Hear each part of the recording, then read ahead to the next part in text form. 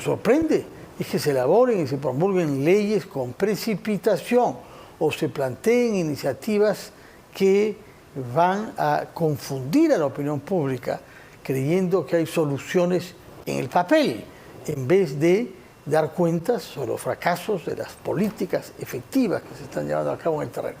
Pero como hay este clima de debate legal, hemos invitado a 2 juristas, uno de ellos especializado en Derecho Constitucional, como es el doctor Óscar Urbiola, quien ha sido presidente del Tribunal Constitucional, y el otro más bien dedicado al derecho penal, como es el doctor Julio César Espinosa, lo que no quiere decir que como abogados conozcan naturalmente todas las disciplinas de su ciencia.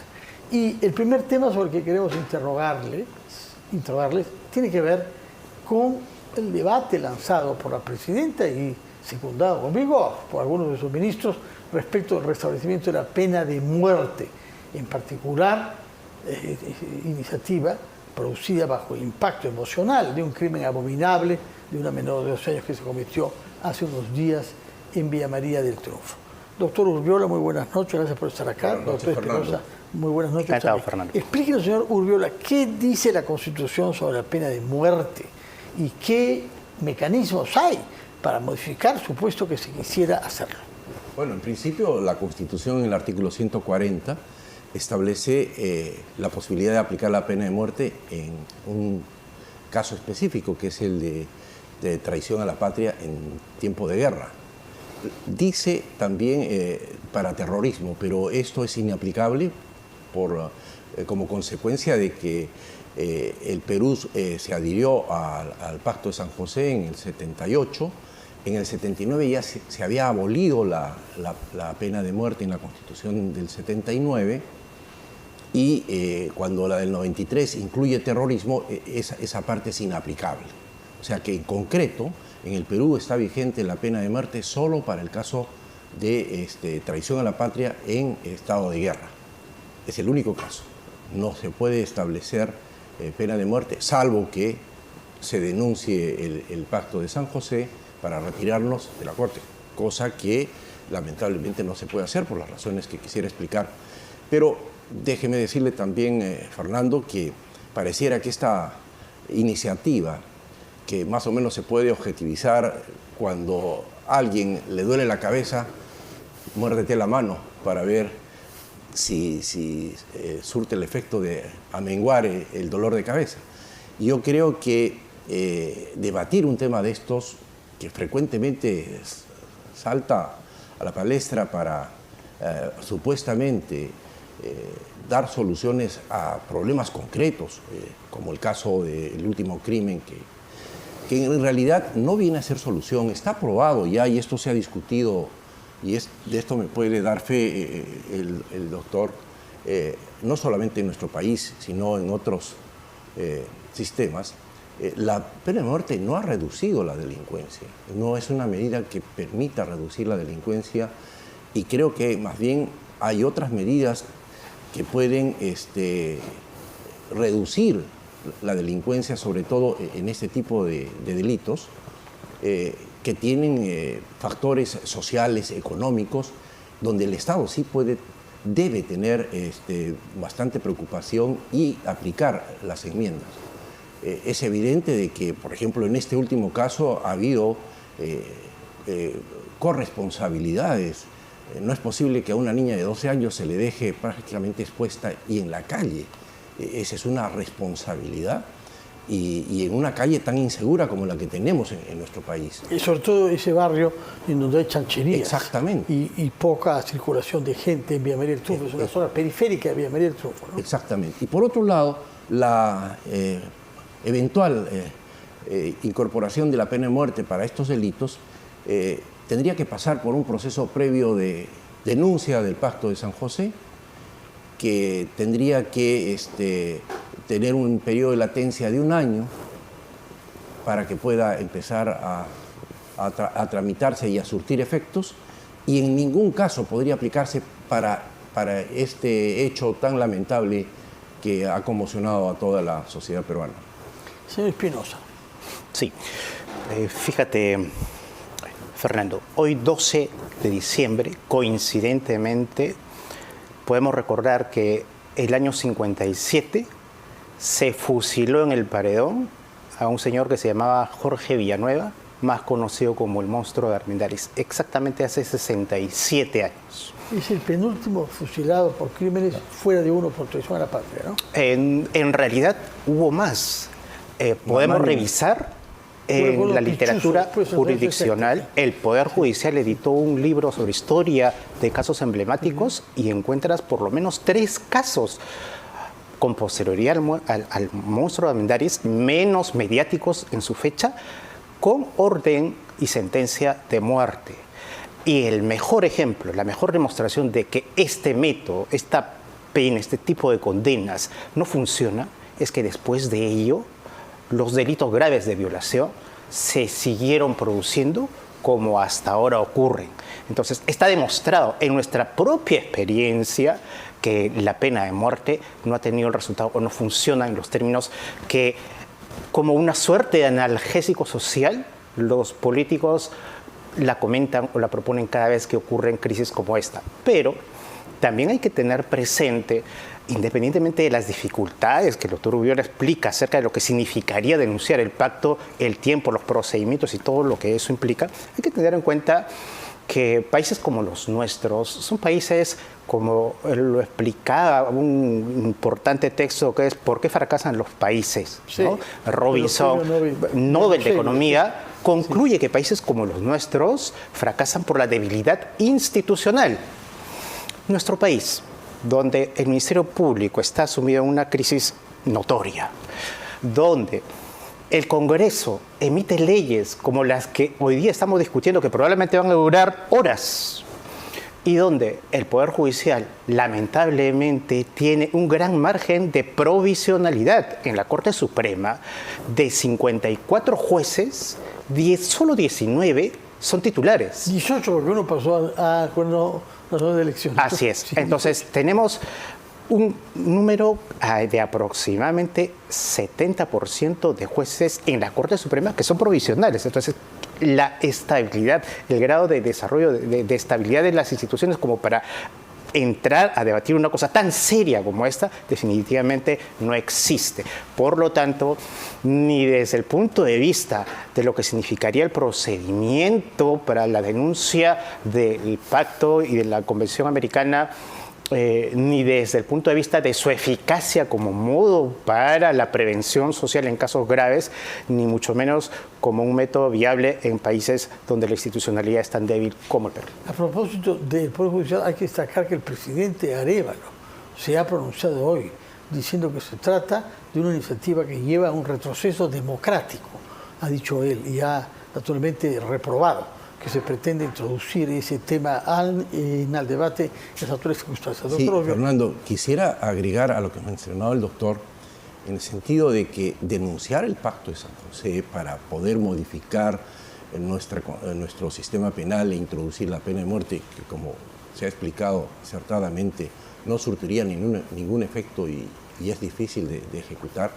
hay que tener en cuenta que la incorporación a la jurisdicción internacional, en este caso concreto de la Corte Interamericana de Derechos Humanos, no solamente está vinculado a este tipo de delitos.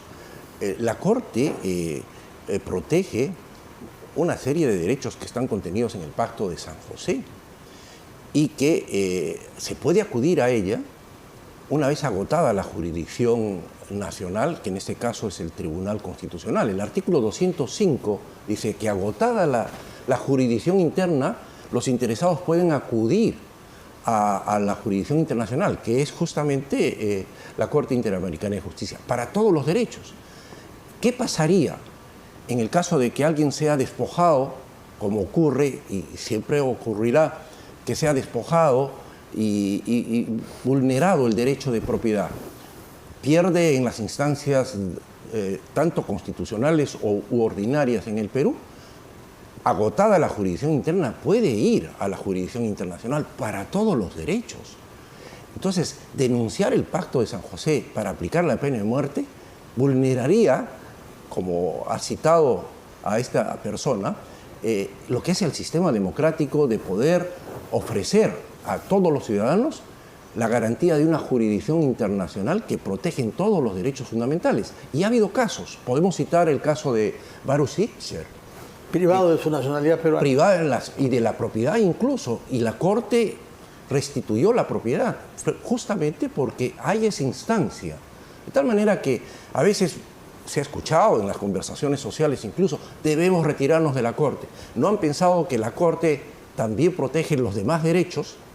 Lo que ha ocurrido es que la Corte lamentablemente estuvo sesgada hacia una determinada tendencia ideológica, pero yo creo que eso puede ser momentáneo, o si realmente ocurre.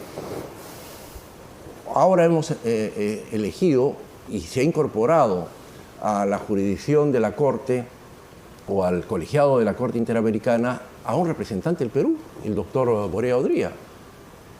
Y yo creo que él puede hacer mucho para que ese sesgo que había en la Corte, que se percibe, pueda ser en cierta forma cambiado a fin de que se respete la soberanía del Perú en lo que corresponda. De tal manera que retirarnos de la Corte solamente para facilitar la aprobación de una pena de muerte que estaría forzada por circunstancias que pueden ser muy bien solucionadas adoptando una serie de medidas que son responsabilidad del Estado.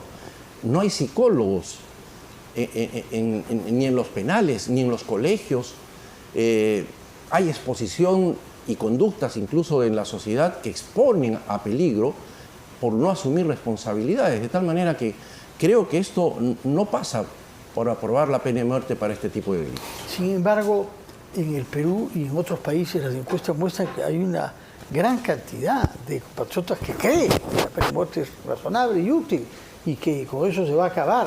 Lo que ocurre es que, por supuesto que hay una percepción, una sensación del ciudadano de a pie de tratar de responder de alguna manera a agresiones tan funestas como las que estamos viviendo. Pero en una democracia, o por lo menos en un estado más evolucionado socialmente como se supone es el que tenemos, no podemos poner por encima de los valores que ha establecido la Constitución y la Declaración Universal de los Derechos Humanos métodos que simplemente aspiran a una suerte de venganza social, ¿no?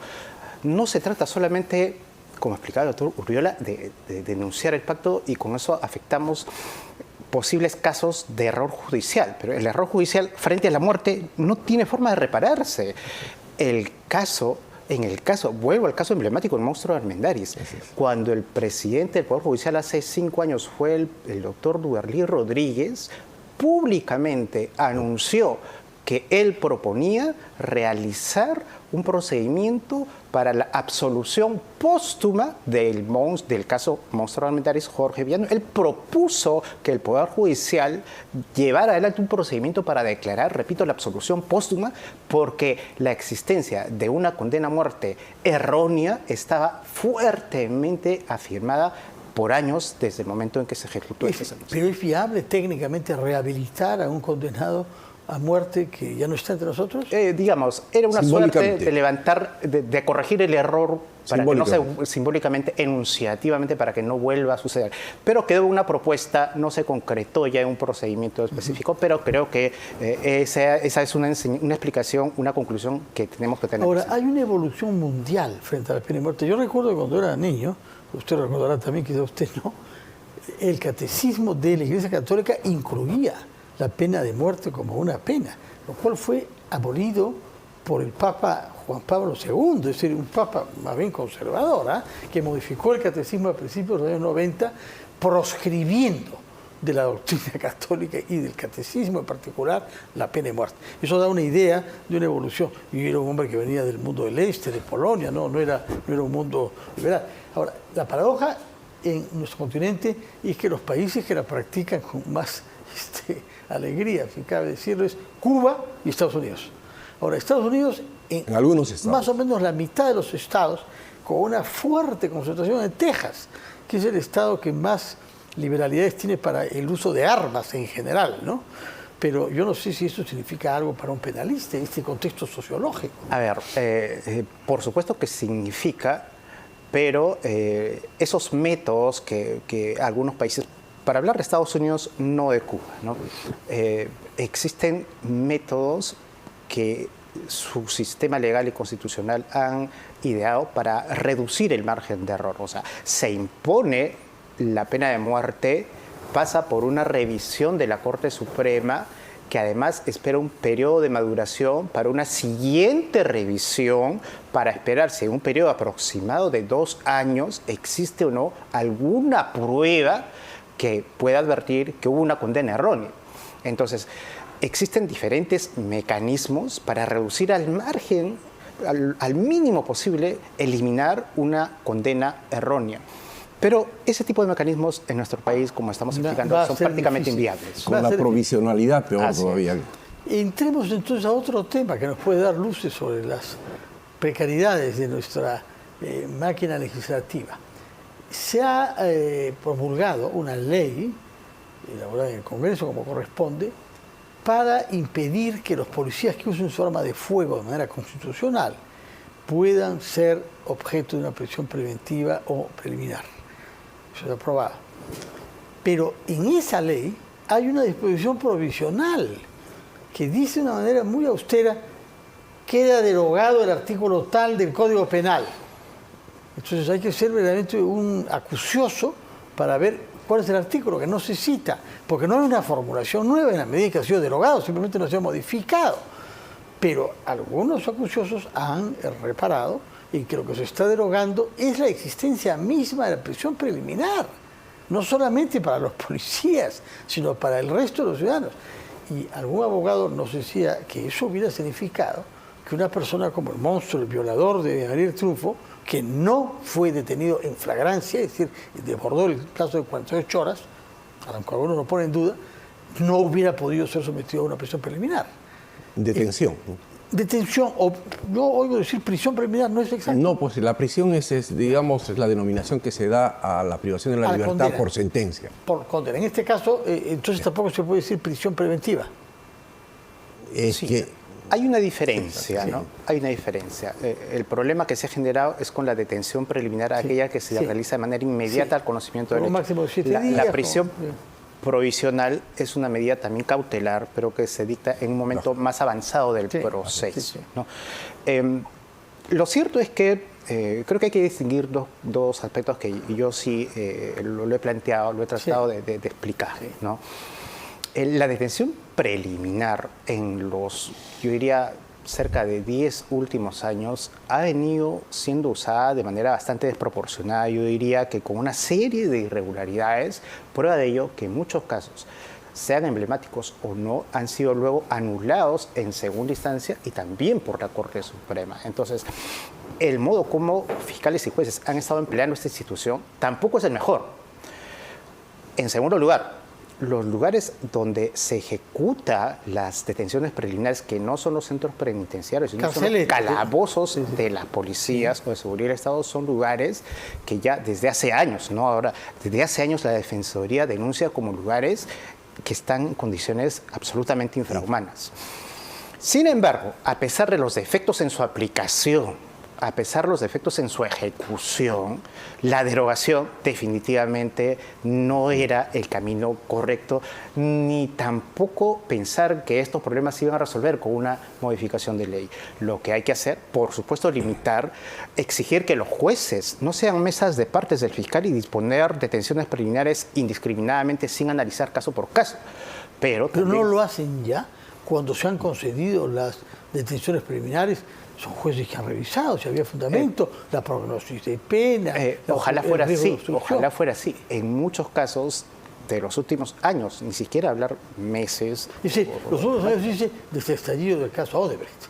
Hay que reconocer, estamos bajo el impacto general de un caso global de corrupción que ha concernido a mucha gente y tenemos la sensación de que no estamos haciéndolo bien, que la severidad no es lo que prevalece. De manera que nos sorprende que quieran tomar medidas severas y evitar que se produzca lo que estamos viendo, la cantidad de gente que es prófuga, incluyendo al jefe del partido, que es el que promueve este tipo de leyes, Perú Libre con el señor Cerrón. Ahora, hay que tener presente, por eso es necesario distinguir lo que es la detención preliminar de la prisión preventiva. Los muchos casos donde se han discutido prisiones preventivas, que es no solo en casos emblemáticos, en una multiplicidad de casos de criminalidad, trata de personas, minería ilegal, tráfico de drogas, etcétera, son casos en los que más o menos los jueces sí tienen la prudencia suficiente para realizar y tomar decisiones porque pasan por un procedimiento. El gran problema de la detención preliminar es que es un trámite prácticamente secreto que se adopta en prácticamente 4 horas entre el pedido del fiscal y la decisión de los jueces, y hace que esas decisiones muchas veces se adopten, no digo en todos los casos, no estoy generalizando, pero hay decisiones que sí se adoptan de manera muchas veces ligeras, que el propio Poder Judicial las corrige a la semana o a los 15 días. Entonces, creo que hay que tomar las medidas, sí, para que haya la suficiente mesura de los jueces en administrar estas medidas, pero medidas, la derogación, por ejemplo, se pueden tomar que no signifique hacer desaparecer la figura de la por supuesto, detención preliminar? Estamos de acuerdo en que no debió derogarse. Lo que sí debe exigirse, pero para esto no necesitamos normas. El propio Poder Judicial tiene sus modos de autorregular la labor de sus jueces para exigir que los jueces motiven suficientemente ese tipo de decisiones, las apliquen en casos urgentes, sí, porque evidentemente hay necesidad, pero que distingan lo que son casos graves, casos urgentes, de casos en los que de repente se puede, en vez de discutir una detención preliminar en 4 horas, más bien, si hay suficientes elementos, pasar a discutir ya la prisión preventiva en una audiencia más calmada, con más tiempo. ¿Se puede directamente ir a una prisión preventiva? Aunque no hay que decir prisión, sino detención, pero se dice preventiva sin pasar por una preliminar. Es posible, por supuesto. ¿Sí? El juez puede hacerlo si es que el fiscal reúne ya todos los elementos suficientes para convertir un caso en una investigación ya formalizada. De acuerdo. Doctor Urbiola, ¿este es un tema puramente penal o tiene una dimensión constitucional? Tiene la última ley que se ha aprobado, tiene implicancias constitucionales. He tenido la noticia de que el Ministerio Público ha anunciado una acción de inconstitucionalidad. Seguramente lo van a hacer respecto al peligro que existe cuando esta ley establece que los fiscales, en el caso del Ministerio Público, y también hay otro artículo similar para los jueces, liberan en casos de flagrancia a los culpables y los exponen a penas privativas de la libertad de entre 4 y 5 años, si no me equivoco. De tal manera, eso, en mi concepto, tiene implicancias con la autonomía e independencia de los jueces, que deben resolver los casos con criterio de conciencia y ajustados a derecho. Entonces, vamos a suponer que en el caso de que un juez, con una debida justificación y fundamentación, libere a alguna persona que por X o Z circunstancias considere que lo tiene que liberar, se está exponiendo a que se le abra proceso justamente por cometer esta infracción que sería considerada como delito, porque si va a ser castigada con pena privativa de la libertad. Entonces creo que el Ministerio Público está considerando de que esto afecta las funciones que la Constitución le reconoce al Ministerio Público, y lo mismo seguramente va a considerar el Poder Judicial. Y habría que pensar, ¿el Ministerio Público y el Poder Judicial tienen legitimidad activa para interponer una acción de inconstitucionalidad? Sí, la tiene. Nuestra Constitución... ¿Pero dónde está la inconstitucionalidad de esta ley? En que podría afectar la independencia y autonomía en la función jurisdiccional. De acuerdo. Muy bien, muchísimas gracias por su presencia. Queda pendiente, porque ya no hay tiempo para la próxima vez que vengan, sobre todo el doctor Urbiola, que es constitucionalista, esta sentencia, la que hemos tomado conocimiento hoy del Tribunal Constitucional, restableciendo el principio según el cual el Congreso no tiene iniciativa de gasto. La sentencia tiene que ver con una demanda que había sido presentada por el Ejecutivo con una ley de asignación de recursos a alguna categoría de personal militar. Pero, lamentablemente no podemos aprovechar de su sapiencia en esta materia, pero sabemos lo que piensan. Con el mayor gusto, Fernando. Y otras oportunidades.